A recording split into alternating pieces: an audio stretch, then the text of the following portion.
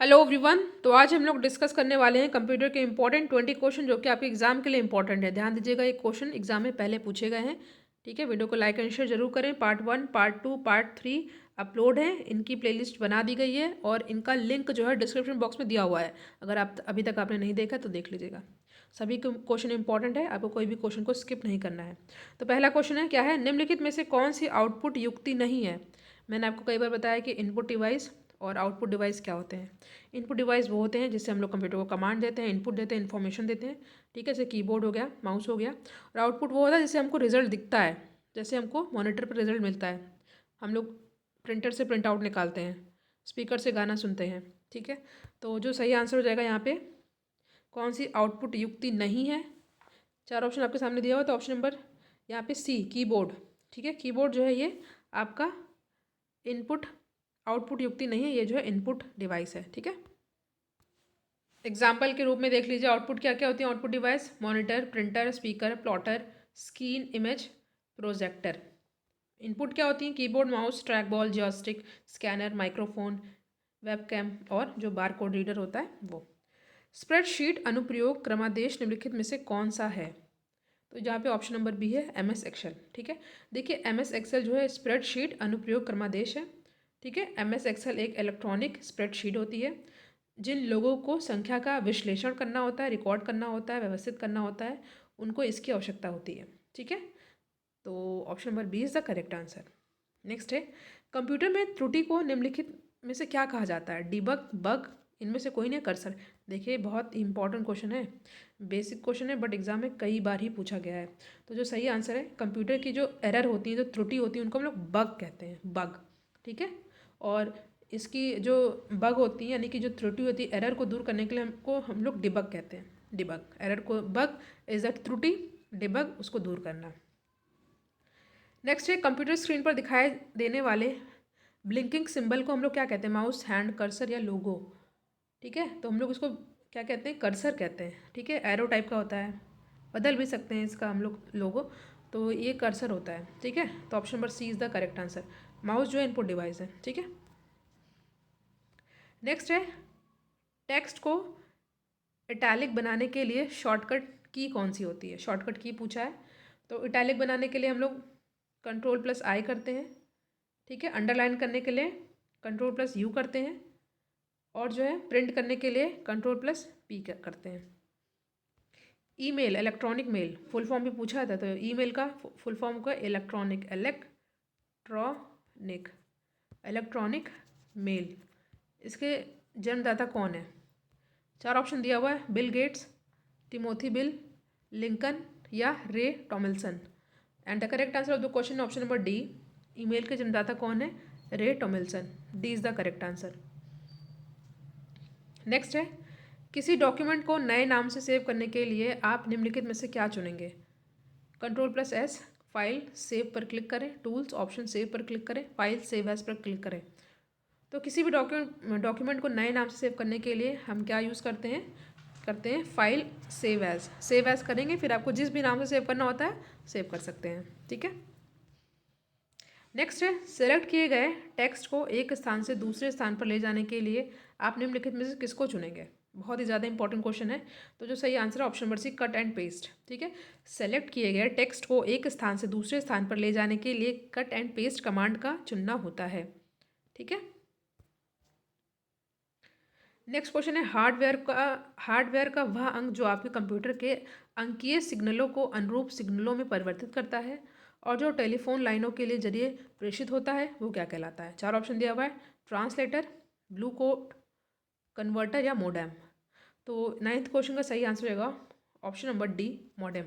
ठीक है, मोडेम हो जाएगा सही आंसर, इंपॉर्टेंट है ये। इंटरनेट का एक उदाहरण निम्नलिखित को कहा जाता है। लैन, मैन, वैन, PAN. Local area network, wide area network. ठीक है, तो इंटरनेट का एक उदाहरण निम्नलिखित में से किसे कहा जाता है, तो ये जाएगा ऑप्शन नंबर सी, वैन, wide area network. C is the correct answer. LAN का भी फुल फॉर्म मैंने बताया, लोकल एरिया नेटवर्क। पैन का क्या होता है, पर्सनल एरिया नेटवर्क। ठीक है, और मैन का होता है मेट्रोपॉलिटन एरिया नेटवर्क। फिलहाल सही answer option number C. Excel में कोई भी फॉर्मूला सदैव निम्नलिखित से शुरू होता है। किससे शुरू होता है? ठीक है, इंपॉर्टेंट क्वेश्चन है। परसेंटेज प्लस इक्वल टू या माइनस का साइन। तो जो यहाँ पे सही आंसर होगा, एक्सेल में कोई भी फॉर्मूला सदैव निम्नलिखित से शुरू होता है, यहाँ पे हो जाएगा option number B is the correct answer. Cursor के बाईं ओर से कैरेक्टर डिलीट करने के लिए कौन सी की होती है? एंड, बैक स्पेस, होम या डिलीट? तो जो सही आंसर है ऑप्शन नंबर यहाँ पे B is the correct answer, backspace. Cursor के बाईं ओर कैरेक्टर डिलीट करने के लिए बैक स्पेस तथा दाईं ओर कैरेक्टर को डिलीट करने के लिए डिलीट की होती है। नेक्स्ट है, MS वर्ड का प्रयोग मूलतः निम्नलिखित के लिए किया जाता है। डेटाबेस सृजित करने के लिए, डेटा को विश्लेषण करने के लिए, विभिन्न प्रलेख तैयार करने के लिए या स्लाइड करने के लिए। तो MS वर्ड का प्रयोग मूलतः निम्नलिखित में से किस लिए किया जाता है? तो ये किया जाता है, MS वर्ड माइक्रोसॉफ्ट द्वारा विकसित वर्ड प्रोसेसर है। इसका मुख्य प्रयोग विभिन्न प्रलेख तैयार करने के लिए किया जाता है। ऑप्शन नंबर सी है सही आंसर। नेक्स्ट है, निम्नलिखित में से कौन सा या कौन से ऑपरेटिंग सिस्टम का उदाहरण है? DOS, OS2, OS half 2, Unix या इनमें से सभी? तो निम्नलिखित में से कौन से ऑपरेटिंग सिस्टम का उदाहरण है? तो यहाँ पे जो सही आंसर होगा ऑप्शन नंबर डी। ये सभी जो है ऑपरेटिंग सिस्टम के उदाहरण है। DOS, Unix, OS/2। ECS निम्नलिखित के लिए रखा जाता है? Electronic clearing system, electronic centred system, electronic cross system, electronic conversion system. कई बार पूछा गया प्रश्न है, बहुत ही ज़्यादा इंपॉर्टेंट है। देखिए, वीडियो आपके लिए हेल्पफुल हो तो वीडियो को लाइक कर दिया करिए एंड शेयर भी कर दिया करिए। ठीक है, तो जो ECS का होगा यहाँ पे सही आंसर क्या होगा? Option number A, electronic clearing system. Electronic clearing system, electronic clearing system याद कर लीजिए, कई बार पूछा गया electronic clearing system, electronic clearing system. देखिए, इसमें कुछ फैक्ट बताऊंगी आपको, सब याद कर लेना है। एक बाइट निम्नलिखित में से किसके बराबर होता है? 8 बिट, 16 बिट, 64 बिट, 32 बिट। देखिए, एक बाइट में होता है 8 बिट। ठीक है, एक बाइट में 8 बिट, तो सही आंसर है ए। अब आपको जो याद करना है, 1 byte is equals to 8 bit. ठीक है, और 1 निबल इक्वल्स टू 4 बिट। कहने की बात यह है कि 8 बिट मिल करके एक बाइट बनाते हैं, हाँ, और 4 बिट मिल करके एक निबल बनाते हैं। आगे भी देखिएगा, 1 KB में 1024 बाइट होता है, यानी कि 1024 बाइट मिल करके 1 KB बनाते हैं, 1 KB किलो बाइट। और 1024 KB मिल करके 1 MB बनाते हैं, MB मतलब मेगाबाइट। और 1024 MB से 1 GB बनता है, जो हम लोग को मिलता है नेट में। ठीक है, और इसी तरह 1024 GB मिल करके, यानी कि गीगाबाइट मिल करके TB बनाते हैं, यानी टेराबाइट। इसी तरह ये चलता जाता है।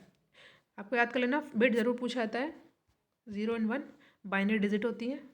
ये बिट और बाइट ज़रूर पूछा जाता है, तो याद कर लीजिएगा। ये वाला तो हमेशा ही पूछा जाता है कि एक बाइट में कितने बिट होते हैं, तो एक बाइट में 8 बिट होते हैं।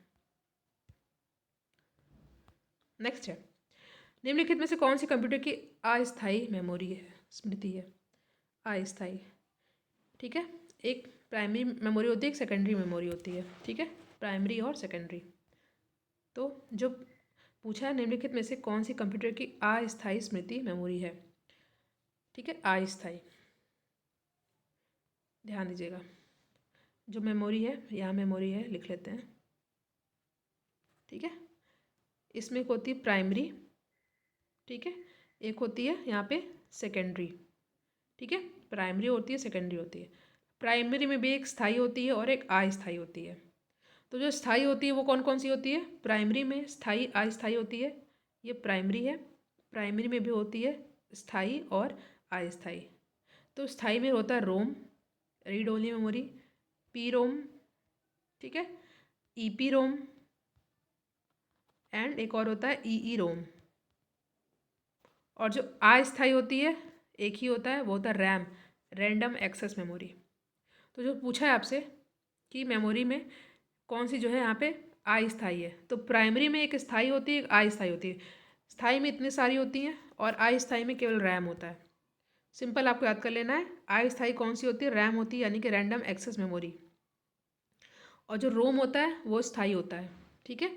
और एक चीज़ और याद कर लीजिएगा, जो सेकेंडरी था उसमें भी हार्ड डिस्क होता है, मैग्नेटिक टेप होता है, सीडी रोम होता है, फ्लॉपी डिस्क होता है, पेन ड्राइव होता है, फ्लैश मेमोरी होती है, डीवीडी होती है, ठीक है। तो रोम क्या है, स्थायी है। रैम क्या है, अस्थायी है। हार्ड डिस्क और फ्लॉपी डिस्क क्या है, सेकेंडरी है। नेक्स्ट है, आई होप ये फैक्ट आपके लिए हेल्पफुल हो। निम्नलिखित में से किस प्रोटोकॉल द्वारा वर्ल्ड वाइड वेब में पहुंचा जा सकता है। निम्नलिखित किस प्रोटोकॉल द्वारा वर्ल्ड वाइड वेब में पहुंच सकते हैं, या HTTP, SMTP, SLIP या कोई नहीं। तो यहाँ पे HTTP is the correct answer. Full form याद कर लीजिए, हमेशा ही पूछा जाता है। हाइपर टेक्स्ट ट्रांसफ़र प्रोटोकॉल का प्रयोग WWW यानी कि वर्ल्ड वाइड वेब के द्वारा किया जाता है। इसके द्वारा मैसेज एक कंप्यूटर से दूसरे कंप्यूटर पर भेजने के लिए किया जाता है। वर्चुअल मेमोरी का आकार निर्भर करता है किस पर, एड्रेस लाइंस पर, डेटाबेस पर, डिस्क स्पेस पर या सभी। तो जो वर्चुअल मेमोरी होती है इसका आकार साइज़ किस पर निर्भर करता है डिस्क स्पेस पर, ठीक है।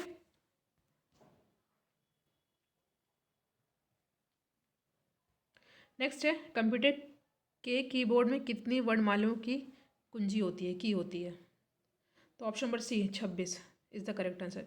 देखिए कंप्यूटर की कीबोर्ड है वो इनपुट डिवाइस होती है, इसमें 26 वर्णमालाएँ होती हैं, ठीक है। और वैसे नॉर्मली बात की जाए जो कीबोर्ड होता है, कीबोर्ड जो होता है, मान लीजिए कीबोर्ड है, बटन है सारी, 102 की होती हैं, ठीक है।